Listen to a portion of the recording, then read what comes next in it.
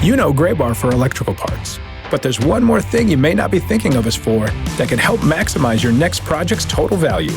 Our pre-project planning services are designed to help you win the bid, save on labor costs, and keep your installers productive across your entire build. The sooner you call us, the better. Because when we're there from the beginning, we can anticipate your needs and help you solve problems before they become problems.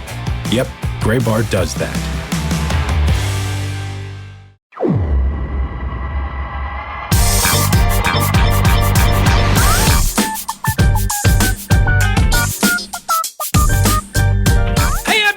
Welcome into the latest edition of the Show Before the Show podcast, the official podcast of minor league baseball, as we have arrived in the opening week of the 2022 season, and it is here. Tyler Mon, Benjamin Hill, Sam Dykstra. We're actually already underway. We're recording on Wednesday, April 6th. AAA started last night. The International League, the Pacific Coast League. Praise the baseball gods. The historic names are back for the leagues. We had some good games. We had some entertaining top prospect performances. And really, it's just like at that point, you're off and running. That's the starting gun. And now the marathon is underway. Guys, did you get a chance to catch any of the action yesterday, Sam? I know you were tweeting the start of the day's action with the afternoon contest between Iowa and Buffalo. Tell me about your AAA opening day festivities. Yeah, I mean, I kind of really liked it, the way it worked out, and that obviously we're somebody as an organization, as a group here, who covers every minor league game, or at least has eyes on every minor league game in some way. Sometimes we're going literally 0 to 60, and that there are 60 games, 120 teams playing all in one major opening night.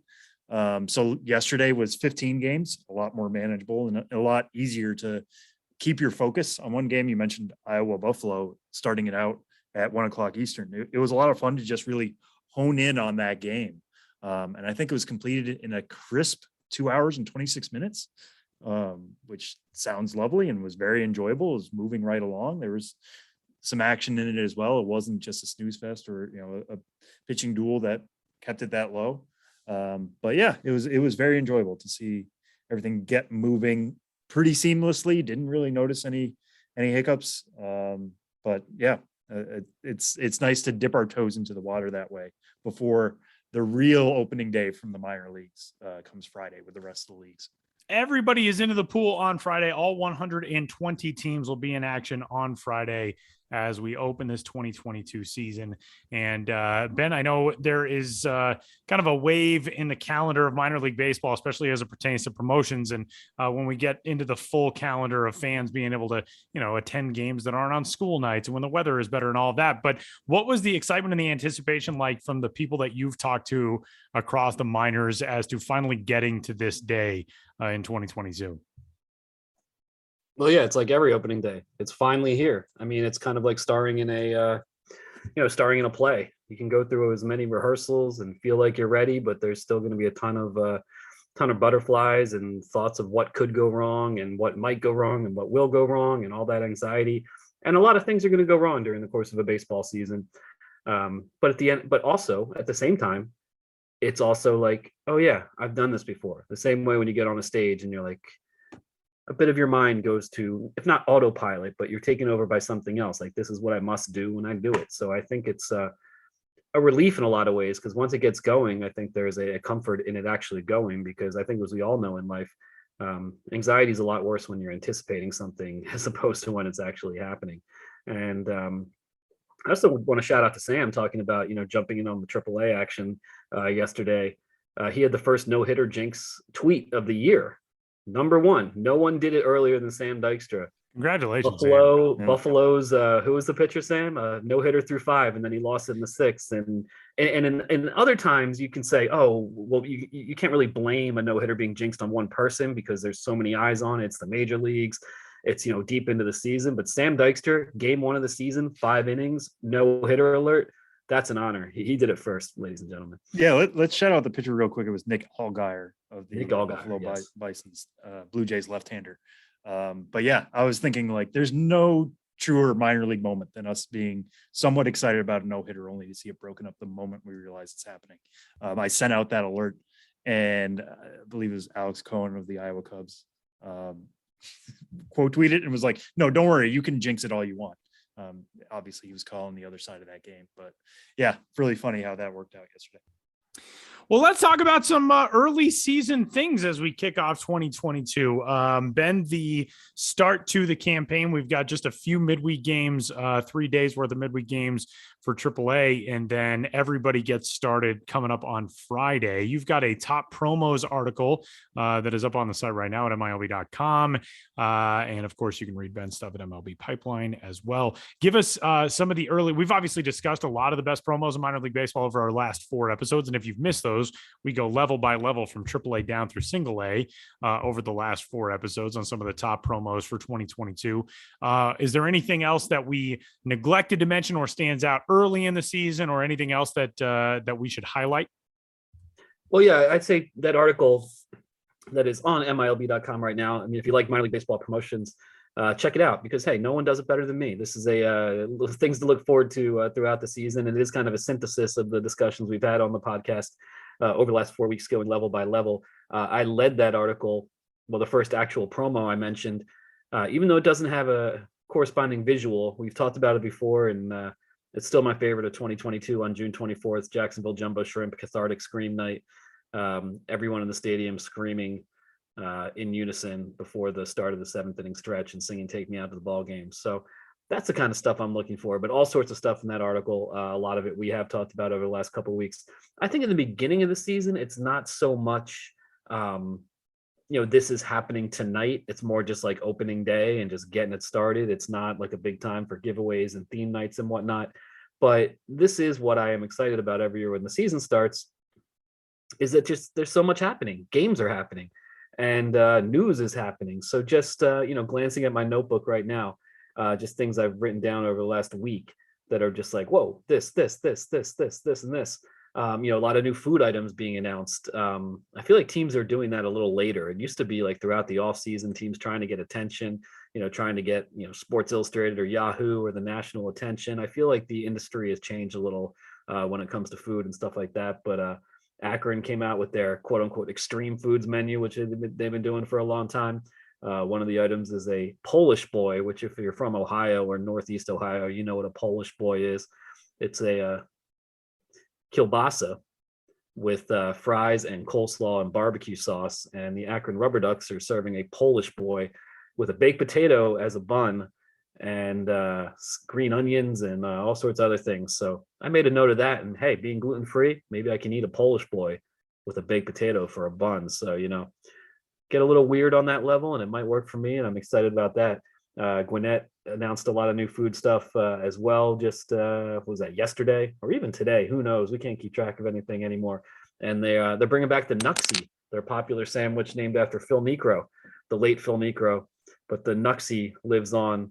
It's a pulled pork, Georgia barbecue type sandwich, and they started serving that, right when the team played its debut season, in which now going back to 2009. And the Pensacola Blue Wahoos on April Fools, they said they would be playing as the Crabzillas every Friday home game. And that turned out, I think, to be an April Fool's prank, even though they do play as the Crabzillas. They have those uniforms. I don't think they're doing that every Friday. But then on April Fools, they were also like, maybe this is an April Fool's joke. We are going to have a pirate ship deck group area at the ballpark, but that is not a April Fool's joke. There will be a pirate ship party area at the Pensacola Blue Wahoo Stadium. So that's something to look forward to if you want to attend a minor league game on the deck of a pirate ship. TBD to see how that all works out, because that is not actually in action yet. Then those sort of like of the moment promos that really aren't announced beforehand. Hey, I don't follow the prospect scene, but apparently Jack Leiter is a pretty big deal these days. Big deal, Jack Leiter. He's starting with AA Frisco Rough Riders, and he's pitching on Saturday. And the Rough Riders are making that whole weekend this Jack Leiter tribute with different ticket deals. Everyone gets like cardboard cutouts of Jack Leiter to wave around. And they offered the very plausible deal that if Jack Leiter matches his uniform number of 22, if he gets 22 strikeouts, every fan in the ballpark will receive Rough Riders tickets for life. And you say, well, that's impossible. But you know what I say? Nothing's impossible. So I'm just trying to imagine what happens if that comes true. Like, it's just the same crowd every day for 40 years. That's the Jackie Moon nightmare scenario. We don't have $1 million to give away. That'd be a more impressive debut than Nuke Lelouch, who struck out, of course, the famous 18 while also walking 18 in his Carolina League debut. Yeah, with pitch counts and quote unquote lighter workloads, it'll be tough to come by. But hey, if he's a top prospect, then show it, dude. Put up or shut up. 22 strikeouts. I want to see it. Now, all you need to do is strike out, perfect game through, you don't have to pitch a complete game. Perfect game through 7 1/3. How hard is that? With all strikeouts, every single strikeout. Oh yeah, with all strikeouts. With all Every single strikeouts, bat. having never pitched in minor league baseball, period, and jumping straight to Double-A. But See, that's with your generation, always coddling the young. Oh, I can't do this. I'm Generation X. Go out and prove it, buddy. Also, it is kind of funny to me that the Frisco Rough Riders were like, hey, welcome to Frisco. If you don't strike out 22, you're going to be the enemy for everybody in this ballpark in your home debut. That's cool.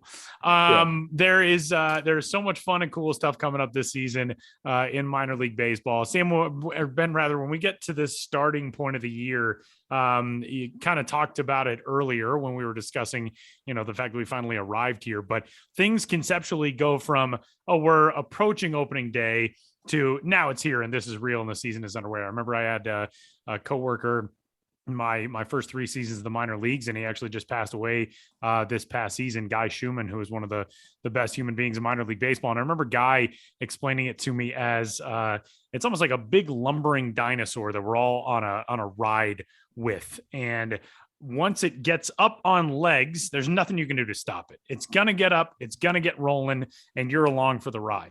And I always loved thinking about the minor league season in that way. But there is really like a mental change. When you get past opening day, it's like, all right, we're in this now. This is a real thing. Yeah, 100%. I think that is a good analogy, to the extent that we, living so many millions of years after the death of dinosaurs, can really imagine what it would be like to be atop a lumbering dinosaur, or really any sort of dinosaur, whether it's lumbering or charging or flying. But I think that is a good Sashaying, jumping. Sashaying dinosaur, 100%.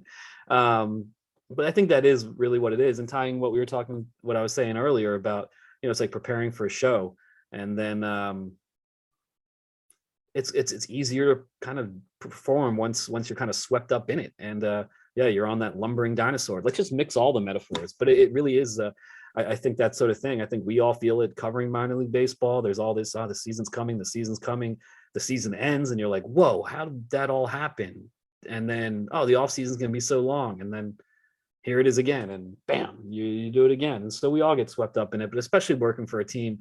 I think, what Tyler just described is certainly kind of addicting for a lot of people. And that industry, for the long hours, for often not making much money, I think a lot of people stay in it longer than you might think they would if you looked at it from the outside, because there's a sort of addictive nature to doing all this preparation and then going on this months-long ride, and having such camaraderie with the people around you, and going to work in an environment where the days can be long, but where there is this sense of like, who knows what I'm going to end up doing today. Yes, you will do some element of your job, assistant general manager, director of sales, community relations director, but you're going to end up doing a whole lot of other things. Of course, probably pulling tarp on a regular basis, going with the mascot to a community appearance, picking up a player from the airport, dealing with a fan who just stops you in front of the stadium and has all these sort of questions, and you give him or her an impromptu tour because customer service is what it's about, and on and on and on. And I've envied that. As much as I've loved going on the road, as much as I've been able to, experience so much of life in a minor league ballpark, I've always envied that working in a front office, and thought like, that'd be nice just to, at least for a season, just to really get swept up in the day-to-day rhythms of it and the absurdities of it. And it's just a very unique beast. It's a lumbering dinosaur.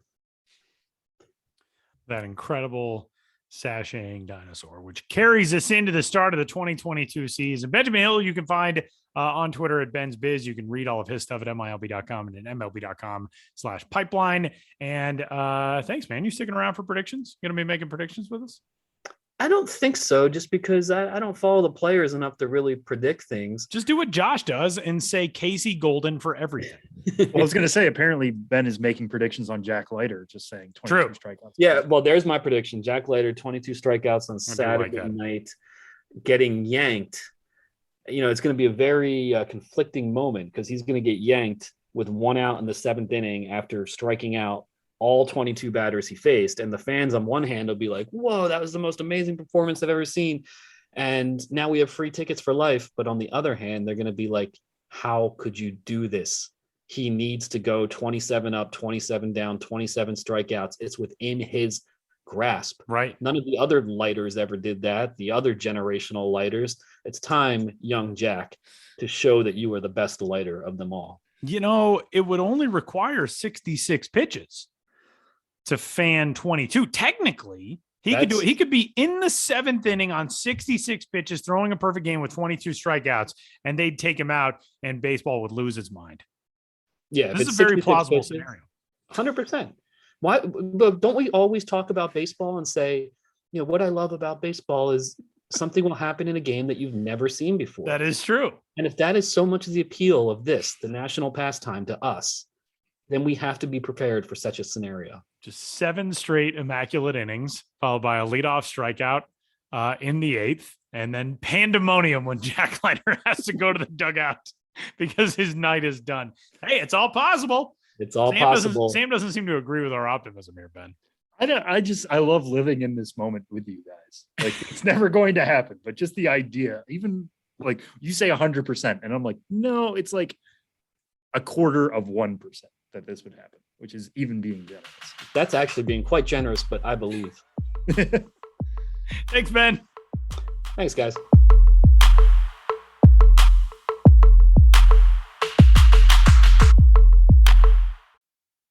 This episode is brought to you by Indeed. Stop waiting around for the perfect candidate. Instead, use Indeed sponsored jobs to find the right people with the right skills fast. It's a simple way to make sure your listing is the first candidates see. According to Indeed data, sponsored jobs have 4 times more applicants than non-sponsored jobs. So go build your dream team today with Indeed. Get a $75 sponsored job credit at Indeed.com/podcast. Terms and conditions apply. Continuing along in this week's episode of the show before the show, it is our annual season preview palooza. I think Sam deemed it podcast-palooza. Hullabalooza is a music festival. The 2 that join us annually, Josh, I thought that was going to get a reaction out of you. That was a good Simpsons line. That was like season 7. It's right in your wheelhouse. I'm trying not to interrupt.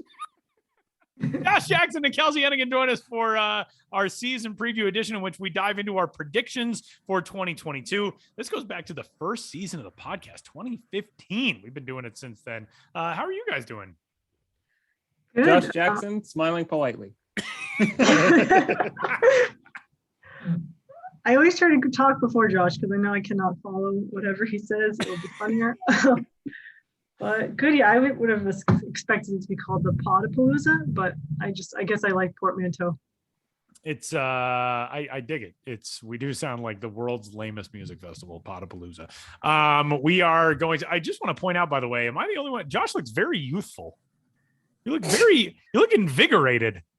He's got light shining. Yeah. His light. Yeah. He looks like an influencer. I'm assuming it's a window and not I'm assuming it's a window and not a ring light, but your lighting is fabulous. Sam, on the other hand, Sam looks like he's being photographed for a mugshot.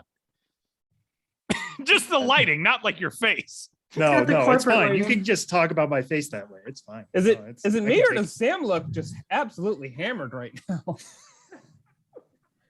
Time for another podcast segment with Sam. I'm going to tell you guys about these prospects next. I mean, if people want to slow down my section of the pod to like 3/4 speed, you could absolutely get that experience.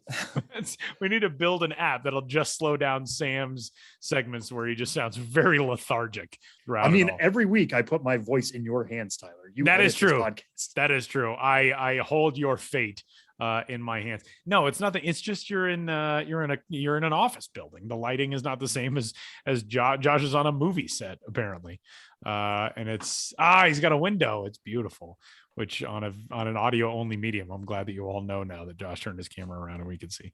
Well, let's kick this thing off. Our 2022 season predictions. Here are our categories for 2022: the most home runs by a hitter in the minor leagues, the most strikeouts by a pitcher in the minor leagues, top prospect at the end of the year, American League Rookie of the Year, National League Rookie of the Year, biggest jump from outside the top 100 to inside the top 100, and the Big League World Series winner. We're ready to go. We're going to go in the order in which everybody is displayed on my Zoom screen, which is Sam, then Josh, then Kelsie, then me. I'm actually displayed first, but I don't want to go first. So Sam, you're up. Let's kick things off with the Casey Golden Memorial Most Home Runs in the Minor Leagues Award. Let's have it, Sam.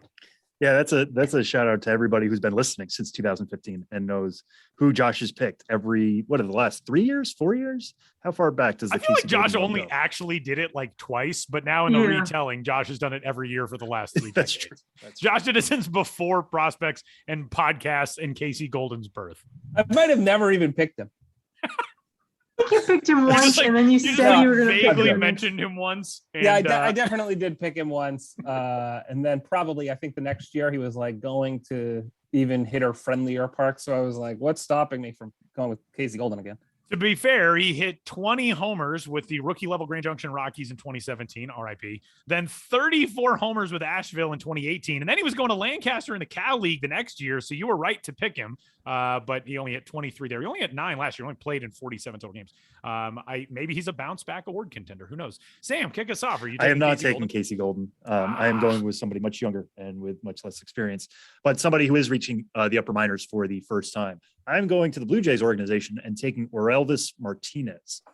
Anybody who followed the Blue Jay system knows he's been a big name for them coming up for a few years. They signed him for $3.5 million all the way back in 2018, made his highly anticipated debut in 2019, split last year between two levels.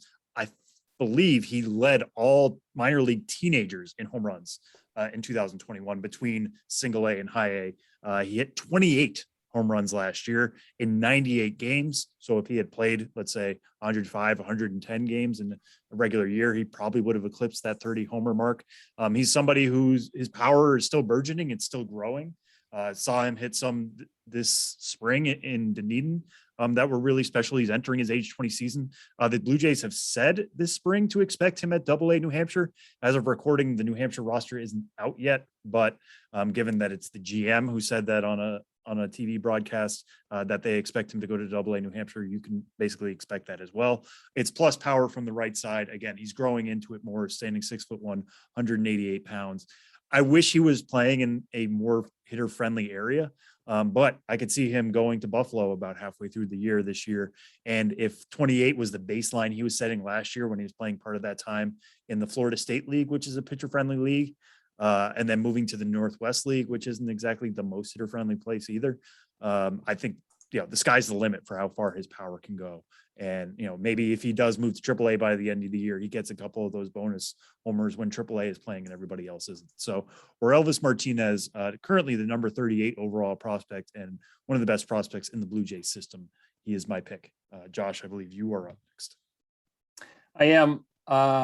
And I'm going with the Dodgers. Andy Pages. He's got some real power. I think I should have had this in front of me, but I think he had 30 homers last year, or close to 31. Kelsie said, or he maybe only hit one. She held up one finger, but she doesn't have 31 fingers, so I don't know. He hit many home runs last year. He's got advanced pitch recognition skills, which will help him out as he gets into the higher levels. I see him, staying in the minors for the whole year unless things get just like really, really weird and a little bit desperate in LA. And yeah, he's, the winds of the Texas League will be a friend, and maybe he'll get into the Pacific Coast League, where also some ballparks will be favorable. Yeah, I picked Andy Paz also, like Josh. Like he said, he had 31 homers last year at Great Lakes, and even before the 2020 break, he slugged 651 with Ogden. And yeah, like Tyler or Josh said, he's going to be with Tulsa this year, which is a pretty homer-friendly park in the Texas League. I think he will end up in AAA as well in the PCL. And as Sam also said, that there's going to be 150 games this year in the PCL or at AAA. So he'll definitely get that time. And again, just adding on to what Josh said, the Dodgers are obviously pretty loaded in center, and the current OKC roster has a lot of outfielders as well. So I don't see them needing him to go up to the majors, especially as they'll probably be in a playoff hunt. So he should be able to just rake all season long in the.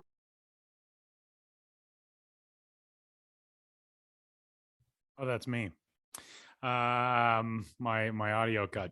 I am very tempted to go with one of the leaders from last year because both of them starting the season in the minor leagues. I will not do that, but MJ Melendez is with AAA Omaha to start the year. Griffin Conine is with AA Pensacola to start the year. 36 homers a year ago.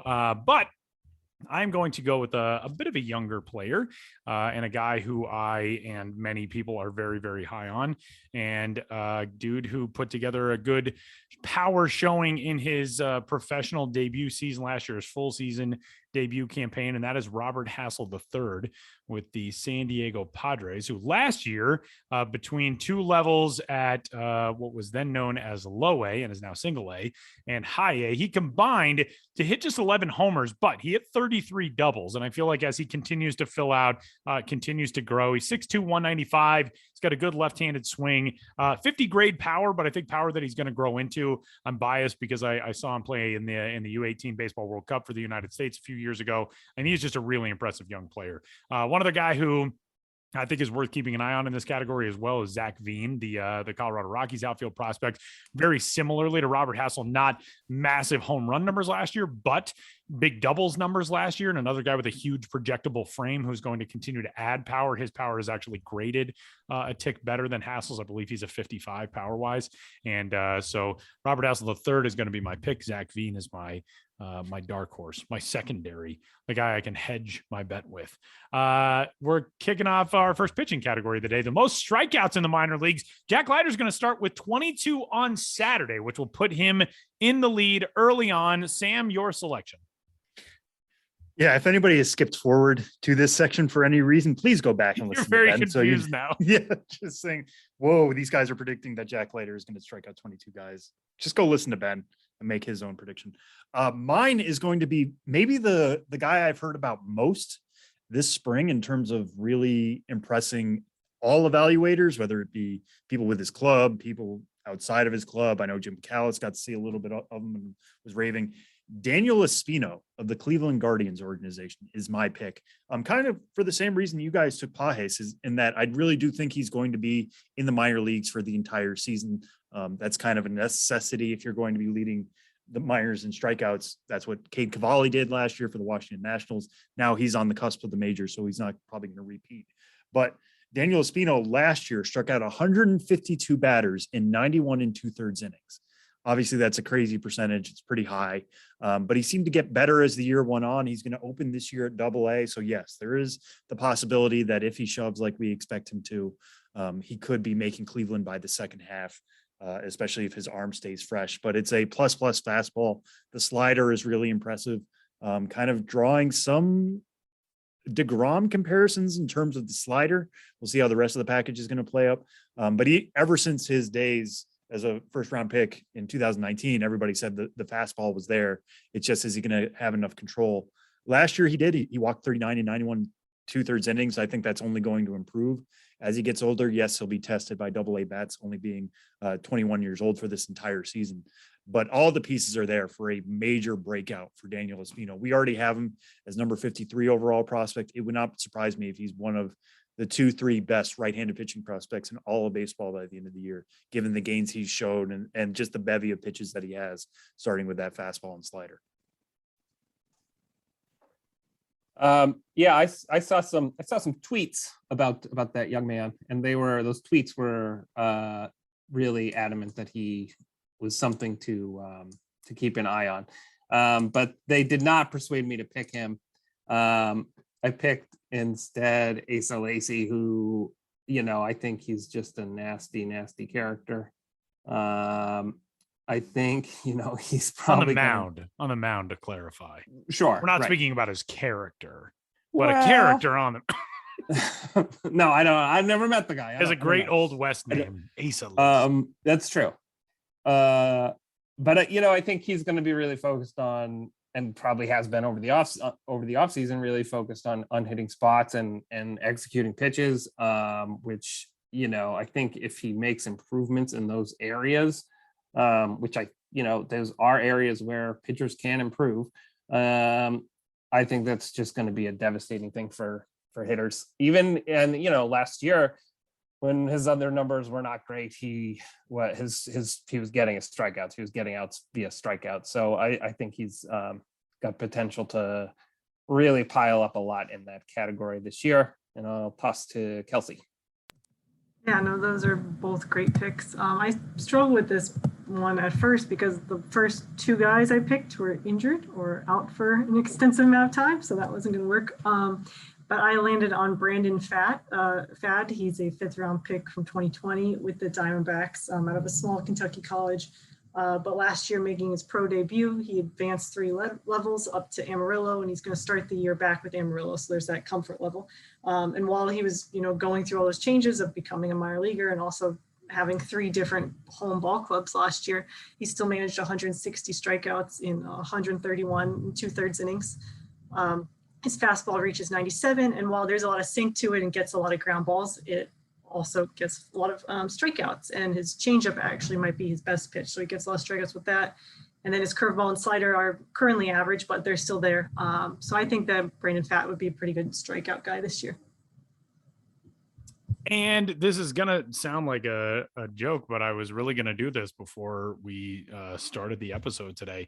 I'm taking Jack Leiter. Jack Leiter is making his professional debut coming up on Saturday. I do not actually anticipate that he'll strike out 22, but in his collegiate career, Jack Leiter struck out, I think, 201 batters in 125 innings. Now, obviously, facing professional hitters is not going to be the same as facing hitters in the SEC and facing hitters in college baseball in total, but 201 Ks and 125 and 2/3 in college, including last year, 179 strikeouts in 110 innings. Obviously, everybody loves what Jack Leiter brings to the table, but I think he is going to be someone who statistically is one of those guys who every time he goes out, we're thinking like, why hasn't this guy gone up yet? Why isn't this guy up at AAA yet? Why isn't this guy in the big leagues yet? And the Rangers got a very good one. So I'm going with Jack Leiter, even though I don't think he's going to fan 22 on Saturday. I'm not saying it's impossible, but it's probably impossible. The top prospect at the end of the year. This is always a fun one to look back on. And it's one in which this season, I don't think we have, for the last few years, we've had a guy or a couple of guys that's like, well, that guy is obviously going to be number 1 by the end of the year. I don't know if that guy exists this year. Sam, who is your thought will be there? Josh seems to think that someone is obvious. Sam, who is your call? Well, yeah, no, it's definitely something we've talked about on the pipeline side. Because like right now, the top 7 prospects in baseball, according to MLB Pipeline, have ETAs of 2022. We expect all 7 of these guys, Bobby Witt Jr., Adley Rutschman, Julio Rodriguez, Spencer Torkelson, Riley Green, Grayson Rodriguez, Gabriel Moreno. We expect them to graduate. So it takes you to get to number 8 until you find a guy who's like, if that all happens, he's technically the next guy up, and we're going off a full season that could happen. I'm not going to say who number 8 is because I have a feeling it might be somebody else's pick. So it is very much up in the air. This is not a situation where, Wander Franco was going to graduate and we thought, well, Adley Rutschman's obviously going to be it by the end of the year. My pick is actually not the guy who's at number 8. It's the guy who's at number 10, and it's Francisco Alvarez. And I think Tyler is very angry at me for taking that guy. It's too bad. I do love me some Francisco Alvarez. Everybody should. The big question about him is defense, right? Like the Mets will tell anybody who listens, they think he's improved defensively. He could be average there. For me, even if he is even slightly below average, the bat is just so good. It's one of my favorite batting practices to watch. When I'm looking forward to like who could be the hitting prospect of the year this year, I think it's Alvarez because he was really good last year at low A St. Lucie and high A Brooklyn. Brooklyn is an extreme pitcher's park, and he still finished the year with a 942 OPS what happens when he gets to a Binghamton, when he gets to a Syracuse, when he plays it with the AAA ball? Like how good could the power be this year? I think it could be really special. It was really funny hearing Buck Showalter talk about him this spring, getting to see him for the first time as Mets manager. He told a story about the PitchCom device. Alvarez can't wear it because his forearms are too big. The thing does not fit around the kid's forearms. Same. The power is real. Same. Yeah. I got that problem. It made me look at mine and I'm like, oh no, the PitchCom would probably just slip off. It wouldn't even stick, I don't think. You'd have to double it up like you do with a rubber band around a stalk of asparagus. Okay, I can make these jokes. You can't make these jokes. But anyway, he hit 24 homers last year. I could easily see him hitting 30 to 35. If that's going to happen, we're talking about even above plus power that we haven't projected to be right now. We have him as a 60 bat, 65 power. We might up that if he does even better this year. If all those pieces are put together and he solidifies himself as a catcher, which is a premium position, I could see him being the number 1 overall prospect, assuming all these guys ahead of him graduate like we expect them to, except for a few here and there, and he jumps past them. But yeah, Francisco Alvarez is my pick. Josh, what say you? Sorry, I was too long on the mute button there. So number 8, I thought was so obvious that I was like, I can't pick that. Everybody's gonna pick that. And I think somebody probably will. So I'm not gonna say who it is yet. And if it isn't, we'll circle back around and say it, because I went with another shortstop. There's another hint about who number 8 is. One from the San Francisco Giants organization named Marco Luciano, who I think, he had like a tough run at the end of last year with Eugene, numbers wise. And I think it's easy to see him come in with some lessons learned. And he's already, I think he's at number 13 on a list where, as you said, the top 7 are going to be gone. And yeah, I see him coming in with those kind of lessons learned and getting to the upper levels of the minors too, and just really, showing who he is, and that he is the guy that we've all been hopeful that, or thought that he might be anyway. I also picked a shortstop, but I did not pick the shortstop that we are not mentioning, apparently. I went with Noelvi Marte of the Mariners, who's number 11 in the rankings right now. As you guys said, there's going to be a lot of graduations. But the interesting thing about picking the end of the year person is that there's usually a re-rank in like July into August. So we'll get rid of graduations. There'll be a little bit of market correction in terms of thinking about that, but then it will also just be more graduations. Like last year, Adley was the last was number 1 at the end of the year, but he was not number 1 at the beginning of this year. Bobby Witt Jr. obviously is. So I do think there is some like more thought to it than who is actually the top prospect. It's who is ranked the top prospect. But either way, I think that Noelvi Marte has a pretty good shot at that spot. People seem really high on him. He can hit for power. He has good speed, solid shortstop. He got a small taste of Everett last year and should start there again this year, and then be up in Arkansas in no time as he continues to get adjusted. I mean, I think that Kelenic and Julio Rodriguez have shown that there's a lot of really exciting top prospects that can be Mariners over the past couple of years, and I think Noelvi Marte will just be that next guy up.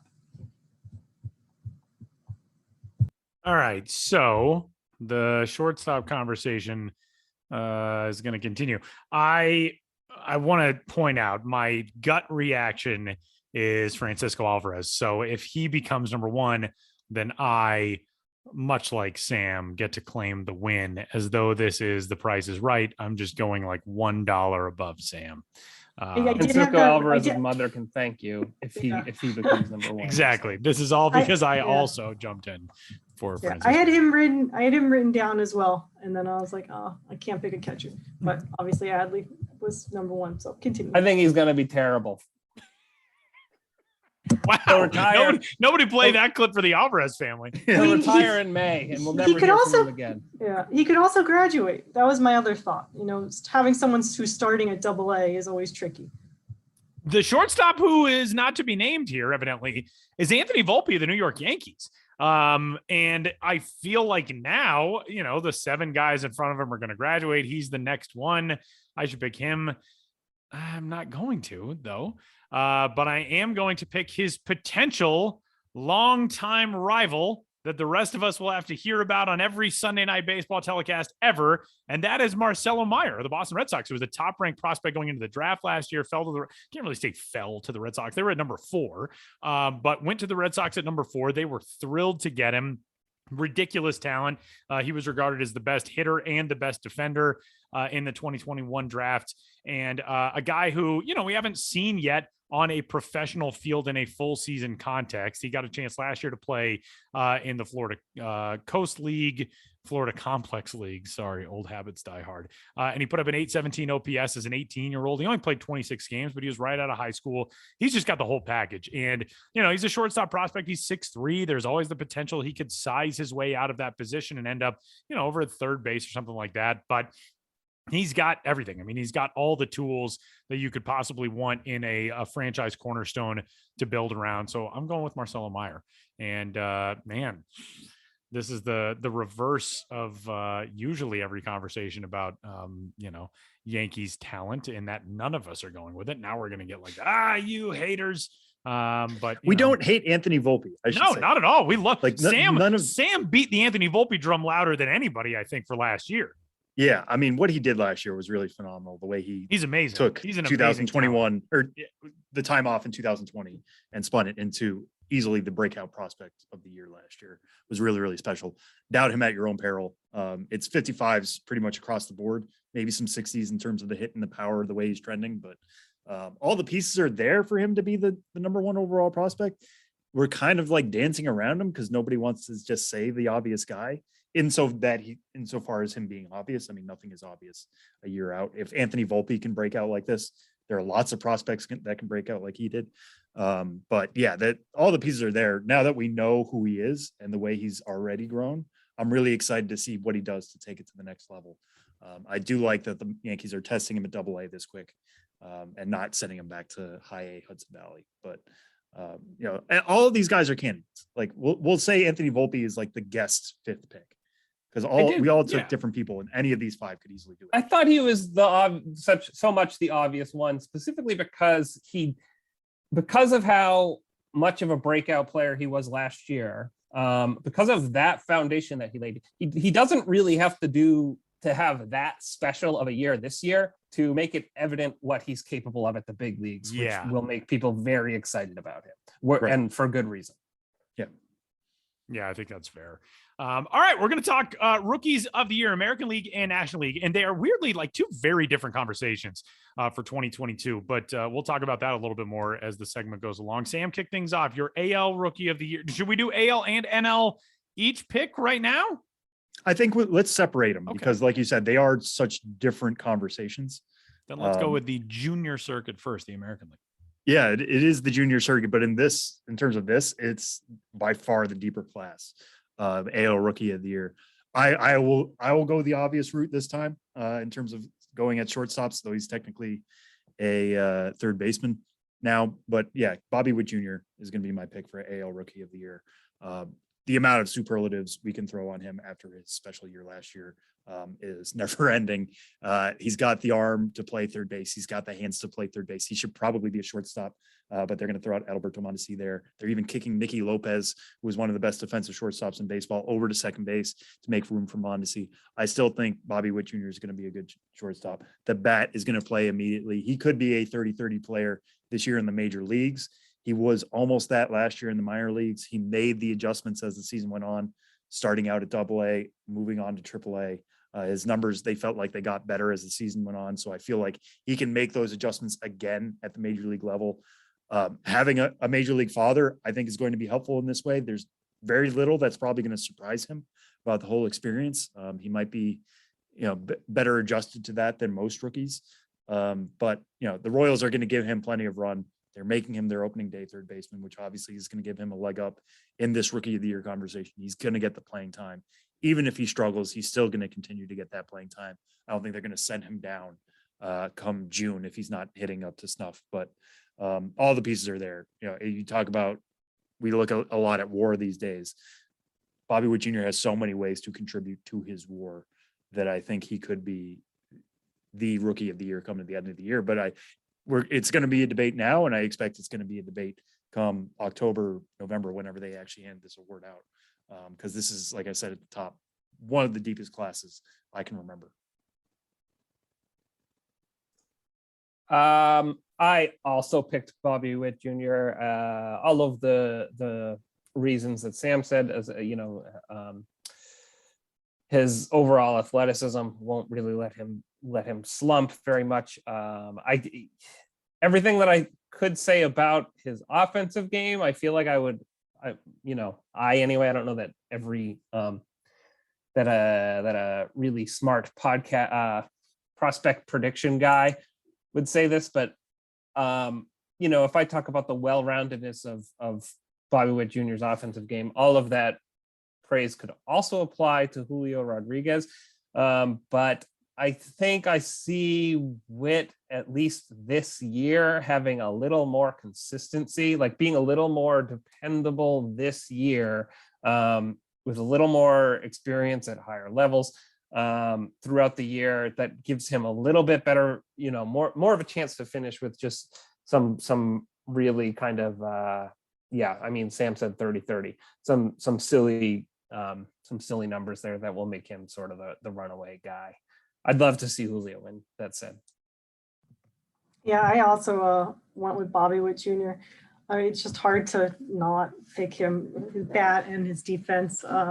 Like Sam said, he almost got 30-30 last year. He technically did, and then the game got canceled. He got that 30th stolen base, and the game was canceled for rain, and then they never remade it. So I asked him about that during spring training, was that hard? And he said, yeah, but then maybe the next 30-30 he'll get will be in the majors. And it very well could be this year, especially because, like Sam said, he might not need as much adjustment time because of his father or because of his AAA experience, like Josh mentioned.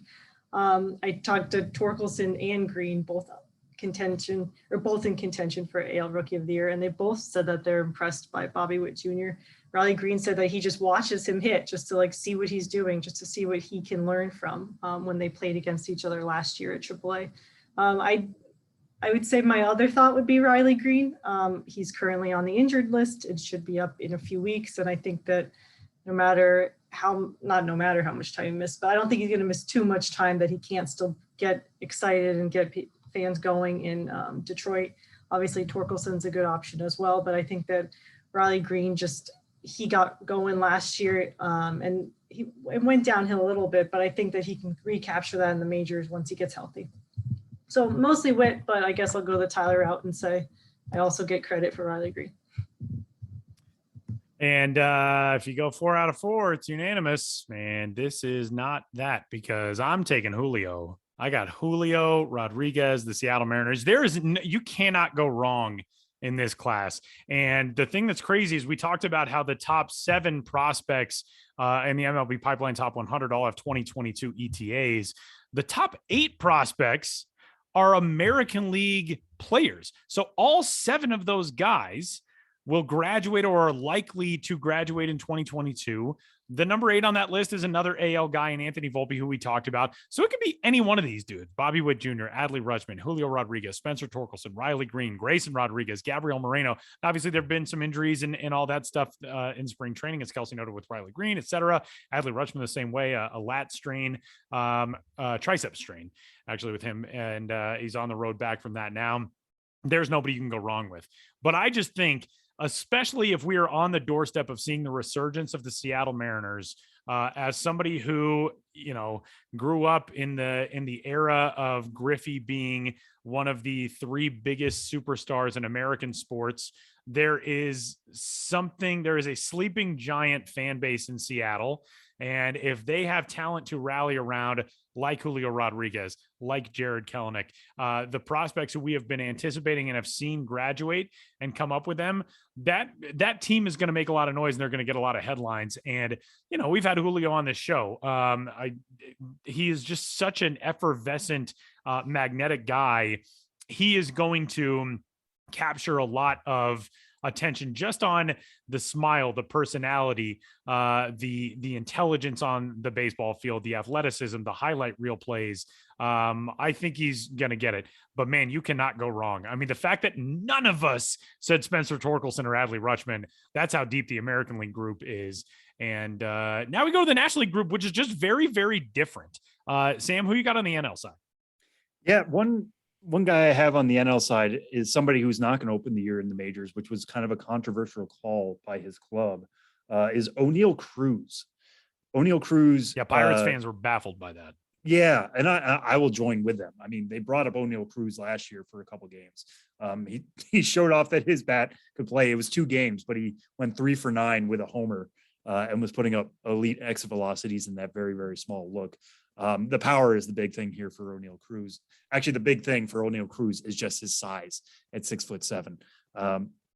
The Pirates have talked about trying to get him some time in the outfield, and that's one of the reasons why he was sent back to AAA Indianapolis. I will note that he played shortstop in his first game for Indianapolis on opening day this week.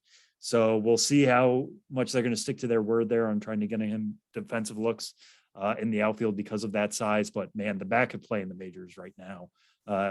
Whenever they decide to bring him up, if he has a hot couple 3 weeks, which he's definitely capable of, he could be in Pittsburgh. They have an opening for him at short or in the outfield. He's somebody you make space for with his bat.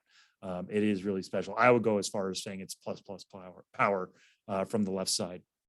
So again, because there isn't necessarily a clear front runner here, I think Cruz could end up missing, a month and a half of major league action and certainly catch up to the field because of the strength of that bat. Josh, who's your pick? I almost picked O'Neal Cruz just because I really do. It's been too long since we've had like a 39-foot award winner in baseball, 39-foot tall award winner. It's funny to watch. His power is really funny because he'll swing at a pitch that you'll go, oh my God, that was at his ankle, but it's at like another guy's belt level. It's like where pitchers are used to.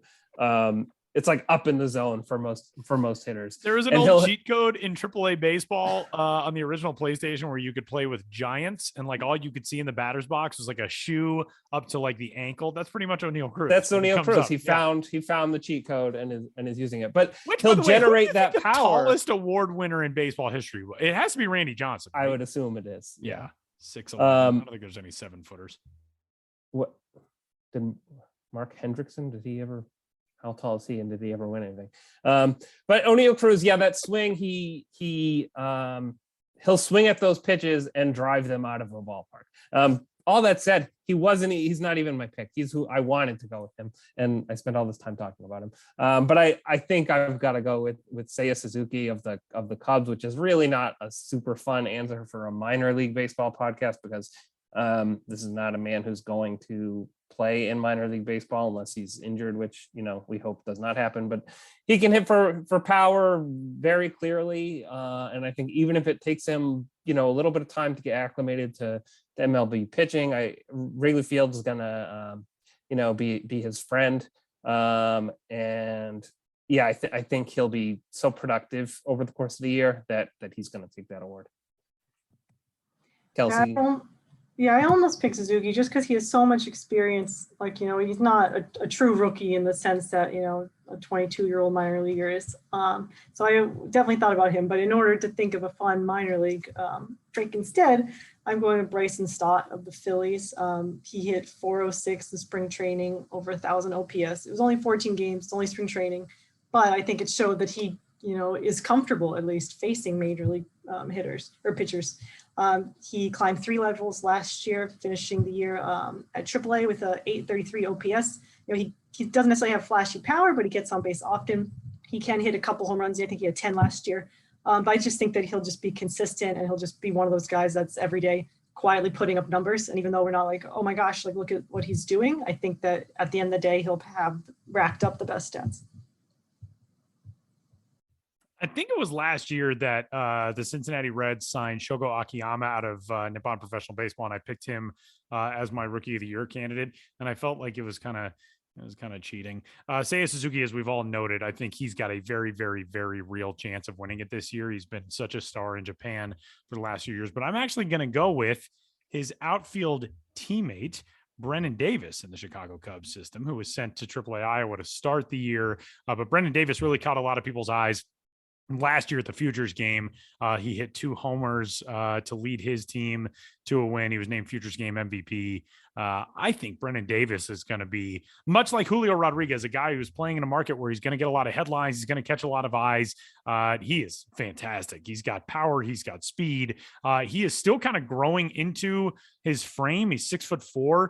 I think he is a star in the making. And especially if we see him up in relatively short order, I think Brennan Davis could very much be that guy this year. So there, I was hoping Sam was going to jump in and be like, that's a great pick. I mean, it's a good, like I said, it's completely open this year. Brendan Davis is super tooled up. It's a good pick. It's Tyler. a good It's a pick. good I mean, pick. I'm going to say all my picks are the best picks. I just looked for validation from Sam. I'm like, I don't know if I'm doing anything good. All right, let's. This is a difficult category to parse out every year, because talk about wide open. We're talking about thousands of guys who potentially could fit this bill. But the biggest jump from outside the top 100 into the top 100 from a prospect for 2022. Sam, who you got? So mine is somebody who we talked about a lot last year at the Arizona Fall League. And again, we've gotten even more pretty good feedback on him going into this year. I believe he's going to start out at high A, but if he pitches up to his capabilities, which is, 4 above average to plus pitches, he's a pretty easy top 100 prospect. It's Owen White of the Texas Rangers system. The biggest thing with Owen White is that he's just hasn't pitched. He hasn't, the pandemic wiped him out. He had Tommy John surgery in May of 2019. He broke his pitching hand last year when he slammed it on the ground after making an error. That was in his first start. So that's why we didn't see him until the Arizona Fall League again. He looked like easily the best pitcher of that league, in part because there wasn't a lot of pitching in that league. There were some other guys who showed out. Obviously, Killian comes to mind. Cole Henry comes to mind. Asa Lacy was there as well. He looked pretty decent. Mackenzie Gore was hot and cold, but Owen White was as consistent as it got in the Fall League. Part of that being all the rest he had and, how much he still had in the tank by the time he got to Arizona. But if he puts a full season together like he did in the Fall League, and again, starting out at high A, I think he's very capable of reaching Double A pretty quickly and joining Jack Leiter in that Frisco rotation. If all the pieces are there and all the reports on this spring are that they are, I could see him being even in that 50-60 range. We just need to see him pitch. And thankfully we're going to get to do that here in the weeks and months to come. So Owen White is definitely somebody I have circled big here for 2022 as far as breakouts go. Josh, what about you? This is the category where I feel most likely to, prompt everybody to laugh at me. But You're going with Casey Golden, aren't you? Had I thought of Casey Golden, I might have gone with Casey Golden. I'm actually, in fact, going with the Marlins, Jose Salas. Looking at Sam's camera for approval also. He's a shortstop, but which is, obviously a valuable position. He's got great defensive tools and is expected to, be able to stay there. He's still pretty young and hasn't had a ton of exposure. And on the offensive side, he has the tools. He has a strong hit tool, strong power, and very strong run tool. So, I think if he's a guy who, like, if over the course of this year, he plays up to that potential that people have seen in him, or even better than what those people think his potential might be, even just by like a little bit, I can see him really catapulting up the ranks a lot. Playing at the level he's expected to be able to, or surpassing those expectations, would make him, over the course of a full year, would make him, I think, a really sort of valuable prospect that a lot of people would start talking about. Callie's coming in, so I'm muting myself real fast. All right, yeah, no dogs here, unfortunately. But I am going with Ryan Nelson of the D-backs, their number 5 prospect. I almost picked him for strikeouts, but I think he could end the year in Arizona. So I'm not sure. I think he would fall out of that race, but I think he'll still do enough to get into the top 100 before that point, before he graduates. He was a 2019 second-round draft pick by the Diamondbacks. He reached Double-A last year and got a 3.17 ERA. With 163 strikeouts in 116 innings. I think he'll keep that going. With Reno this year, he's already started. He already has 6 strikeouts in 3 innings. Great way to start the year. And he has a 70 grade fastball. It's hard to not be in the top 100 in my mind when you have a 70 grade fastball. So I think that he's one that will definitely be breaking in. What do you think, Tyler? I'm going with a pick that in no way is going to actually make this happen, but is more of just my selection as like, here's a dude you haven't heard of who I think is going to be very, very good. And that is Phillies infield prospect Hao-Yu Lee, who they signed out of Taiwan in January of 2021. He right now is not even ranked. He's 20th in his own system, but I think that's largely due in part to the fact that people just haven't seen him play yet. He's only played 9 professional games so far. He's 19 years old, but he is a guy I've gotten to see him at a couple of different World Cup tournaments. He does everything well. He was the cleanup hitter on a U18 team that won the World Championship, knocked off the United States. The U.S. had won, I believe, 4 straight U18 championships before Chinese Taipei knocked off the U.S. in 2019. He was the cleanup hitter on that team. He was 16 years old. He was the shortstop, if I remember correctly. He'll play more than likely second base throughout his professional career, but just does everything well. His pitch selection is extremely good. His command of the strike zone is extremely good. His bat to ball skill is extremely good. He's not the biggest guy in the world. He's listed at 5'10", 190, but he's very well built to play the middle infield and to hit with a little bit of pop. Do I think he's actually going to be a top 100 or a top 50 guy at the end of the year? Probably not, but I do think he will be at least a top 10 Phillies prospect in climbing toward the top 100. He's 19, getting his feet wet, in a country where he is starting to learn how to speak the language, where he hasn't played away from a complex yet. That all comes with its own set of challenges, but he is a really, really good player. If you're a Phillies fan and you're looking for somebody who's kind of under the radar to be excited about, Hao-Yu Lee is definitely that guy. And that puts us on our World Series champion selections for 2022. Samuel Dykstra, kick us off, my man. Yeah. So if you had asked me a couple weeks ago, I would have made this pick, and now it seems very trendy to make, which is kind of unfortunate, but I'm going to stick with it anyways. The World Series is going back to Canada. Wow. The Montreal Expos. The Montreal Expos. Congratulations to the Montreal Expos. Larry Walker, finally, baby. Yeah. Yeah, actually, the Rays are going to move to Montreal as I've been just mid-season. They'll decamp like a ghost of the minors team. Yeah, I'm going with the Toronto Blue Jays. I love some of the moves they made, bringing in Matt Chapman to fill that third base hole. Now that Vladimir Guerrero Jr. is a full-time first baseman, was kind of a work of genius. They brought in Kevin Gausman this year. They brought in Jose Barrios, obviously at the end of last year. I like their rotation. They signed Yusei Kikuchi. Alec Manoah is going to have a second solid year this year. So they are somewhat deep in terms of pitching. Pitching is actually my biggest question mark with them. But that hitting group is just so special. I think people forget, or at least maybe sometimes I do, how good Bo Bichette was last year. He's quickly becoming one of the top 10 hitters in baseball. Vladimir Guerrero Jr. might be one of the top 2. It might be like between him and Juan Soto. If Mike Trout is healthy, then I guess he's in that conversation as well, but surpasses Shohei Ohtani as he came so close to doing last year. A healthy year of George Springer at the top of that lineup. This is just, it's built in the ways that World Series winners are built. You could say that about a club in the NL as well, but I really like the way this Toronto team is right now, and the way they filled holes, they've become deeper. They've pushed so many chips into the middle of the table that, yeah, I'm going to pick them to raise the Commissioner's Trophy here in the fall. Tyler, Josh, who is your pick? I've got another trendy little sleeper. And one, Tyler just unmuted himself, so he's already ready. I know where you're going with. It's not solely to infuriate Tyler. I'm picking the Dodgers of Los Angeles.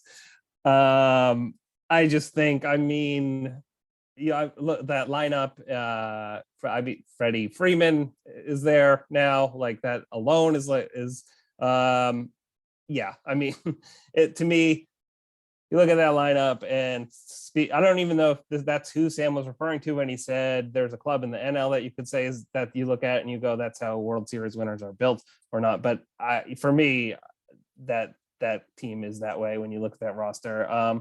Yeah, I mean, the lineup itself is pretty incredible, and the depth, like the pieces they have, yeah. They've got the whole thing, and yeah, I didn't mention pitching, but I think the Dodgers might have some okay pitchers too.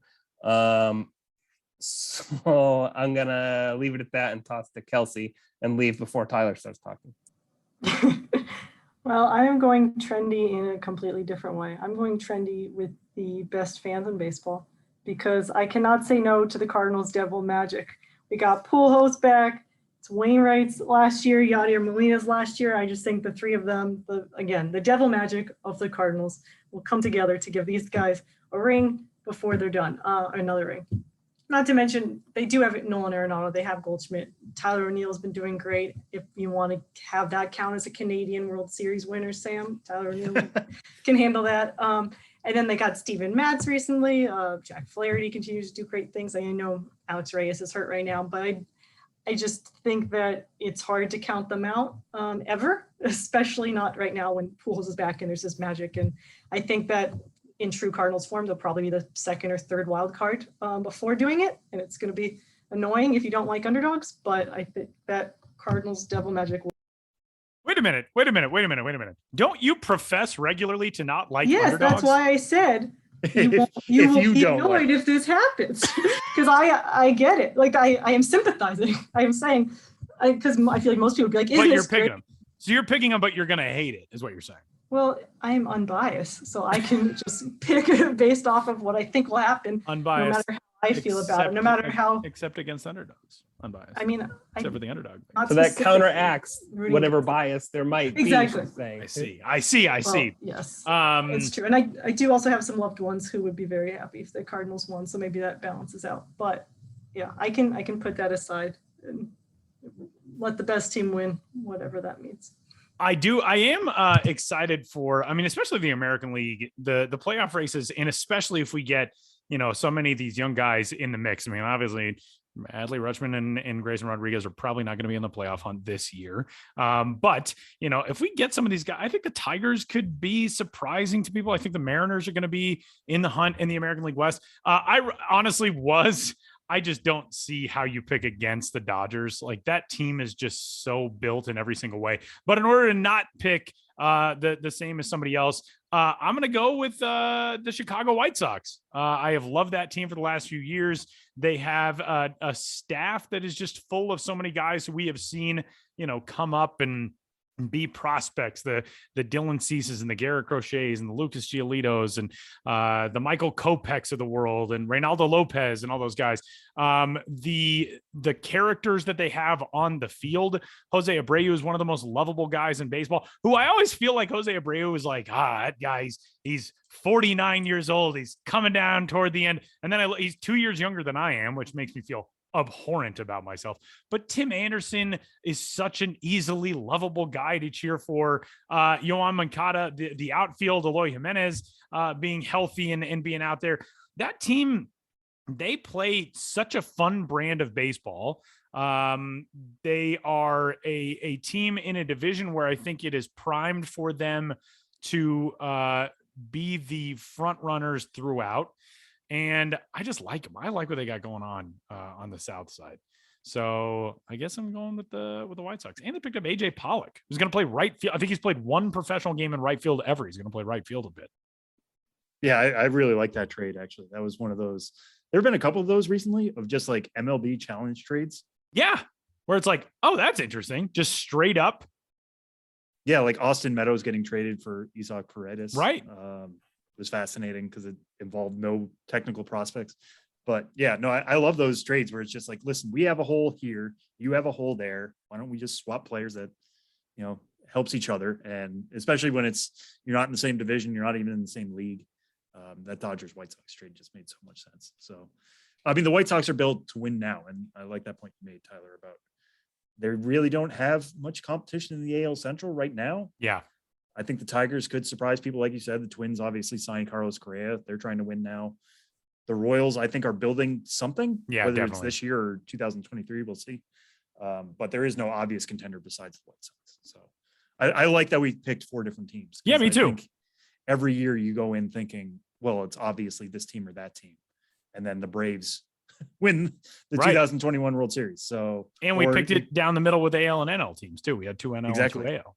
There you go. I like it. So if we get to a league championship series week and it is Cardinals, Dodgers on one side and White Sox, Blue Jays on the other, then this podcast, I think we just retire it at that point. Just like 4 geniuses, we're leaving on a high note from our podcast episode 6 months ago. People have to send us money or something. Yeah, I think so. Everybody, if you're listening to this, you're contractually bound. You have to send us a $10,000 check if that's the 4 teams in the ALCS. I don't make the rules. This is too close to gambling. I don't like it. All right, that is going to wrap up our season prediction edition, or at least this segment of our season prediction edition. Kelsie Hennigan and Josh Jackson, who you can find on Twitter and at MLB.com/pipeline and MILB.com as well. Thanks for stopping by the show, y'all. Josh, I think we'll be hearing from you momentarily in a different context. I've got to go change into my Ghost of the Miners costume. What is your cost? Did it change for each team, or is it? You'll have to watch and find out. I will attempt that. I don't know much about podcasts, but I don't think I can watch. But I'll figure that out. All right. Well, thanks for having us. Thanks, guys.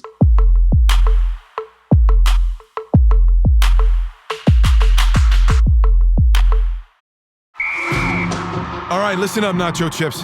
Quiet down, crispy potatoes. This is the moment Velveeta's been preparing you for, and you're not about to crack under pressure. Today's the day to go all in on the drip. Velveeta's Heat and Eat Queso is the MVP of any game day spread, so stick by them, and you'll be golden.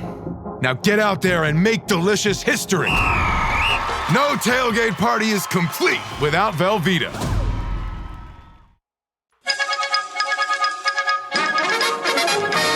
We interrupt this podcast to bring you another thrilling edition of Ghosts of the Miners. Now, here's your correspondent and host, Joshua Jackson.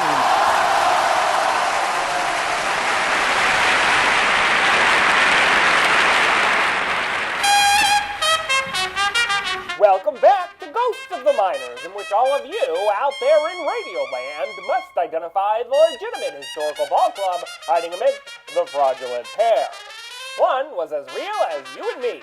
The others are as imaginary as my social circle. In the last segment, I asked you which of the following minor league baseball teams did at one time exist. A, the Cambridge Cap and Gowns. B, the Ames Straight A's. C, the New Haven Props. You really know your stuff if you picked C, the New Haven Props, who were a long-tenured team not in the Ivy League, but in the Eastern League of yore. Having played as the students in the Connecticut State League way back in 1898, New Haven graduated to professordom for the EL season of 19 and 23 and wasn't pushed into emeritus status for 7 or so seasons. Why, even a baseball scribe could earn a PhD over that span. Taking inspiration for their name from New Haven's standing as the home to Yale University, some ball clubs around the area donned a professorial moniker in an unofficial capacity in the late 19th century, and the EL's Profs of 23 bulldogged their way through the circuit in their inaugural campaign as though they had all the answers. That team was owned and operated by a very Weiss man, George Weiss, who went on to serve as general manager of a team called the New York Yankees from 1948 to 1960. Weiss's smart oversight put Wild Bill Donovan in charge of the Profs class of 23. Wild Bill was a retired pitcher with 18 big league seasons under his belt, known, obviously, for his dangerous control. But he was honest. When he threw the ball, the future skipper of the Profs wasn't known to doctor it. Donovan had managed the 22 New Haven club to glory and was the natural choice to be the host of office hours for the newly christened Profs. His tweed-jacketed nine went 90 and 63 for second place. The managerial performance was rumored to have the Profs Donovan headed toward matriculation in the form of a job at the helm of the 1924 Washington Senators. But tragedy struck in the offseason. Both Donovan and Weiss were on their way to Chicago for the winter meetings, taking the 20th Century Limited from New York when the train collided with an abandoned automobile in dense fog and heavy rain at 1:30 in the morning, causing sections of the train to ram into each other. Donovan, who'd been sleeping on the bottom bunk in the Pullman car he shared with Weiss, was one of 9 killed. Weiss was seriously injured. No amount of brain power can help a club overcome an occurrence such as that. The Profs muddled through the next few seasons. In 1928, New Haven made the grade again, as first-year manager Gene Martin led the Profs to the front of the class with a 92-61 record. With their Eastern League pennant in the books, the Profs took the Pittsburgh Pirates to school with a 10-2 win in a late September exhibition game. Into the middle of the 1930 season, the Profs outsmarted most of the league again, with Providence overtaking them for first place around July 1. Within a couple of weeks, however, attendance problems led both of those clubs to take a long sabbatical until early retirement. And that's when school went out for the Profs. Now, on to the question for next time. Which of these teams dedicated their identity to a local legend in the minors of yesteryear? A. The Lynn Leonardites. B. The Carnegie Wagnerians. C. The Tulare Lombardinos. Want to know the answer? Play to the home crowd. Or tune into the next Ghosts of the Minors. But for now, you'll have to excuse me. My producer Ben Hill is trying to learn to make pretzels, but he's got it all twisted.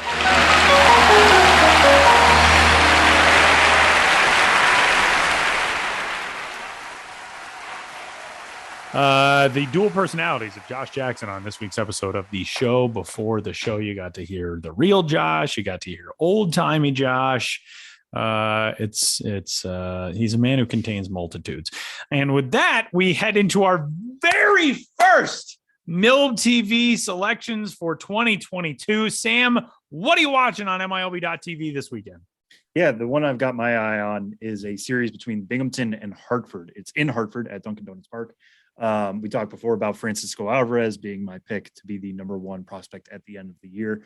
He will be making his AA debut with Binghamton starting on Friday, opening day for AA, High A, and Single A. You can catch any of those games. They'll all be on MILB TV. So whenever you're able, watch the Binghamton at Hartford series. But it's not just him. It's also Brett Beatty and Ronnie Mauricio will be on that team. The Mets' big 3 were all teammates last year at High A Brooklyn. They continue that now at Binghamton. Hartford is a little bit of a launching pad, especially in right field. They kind of have their version of a blue monster in right field. So Beatty is a left-handed hitter. He can take aim there. Ronnie Mauricio is a switch hitter. So if he's going up against righty hitter, he can take aim there. And Francisco Alvarez's power plays all over the place. So even he can make it work, or he could drive it out of the park in left field. The power is going to work no matter what. So that's a lineup you want to see if you're a Mets fan, or if you're just a general prospect fan. And the added bonus of seeing them in such a hitter-friendly ballpark, I think is pretty sweet for this weekend. Tyler, I have an idea on where you're going, but what's your pick for MILB TV? Well, I'm going to continue our theme of the show this week, and that Jack Leiter debut. It's coming up on Saturday as the AA Frisco Rough Riders of the Texas League, back in their appropriately named circuit. They will take on longtime Texas Leaguers, the Arkansas Travelers, the Mariners affiliate. And if you want to get a look at one of the top pitching prospects in all of baseball, Jack Leiter does make his debut on Saturday at 6:35 Central Time. So 7:35 Eastern, 5:35 Mountain, 4:35 you're down for some Saturday afternoon baseball on the West Coast. That's going to be a fun one. And seeing Jack Leiter against professional hitters for the first time will be fantastic. So tee it up this weekend on MILB.tv. And that'll do it for this week's episode of the show before the show. This is a fun one today. Big thanks to all of you for tuning in. As always, if you got questions about the start to this 2022 minor league season or anything else, get in touch. podcast@MILB.com. You can find Sam on Twitter at Sam Dykstra MILB. I am at Tyler Mon. Happy opening week, everybody. We'll talk to you next week.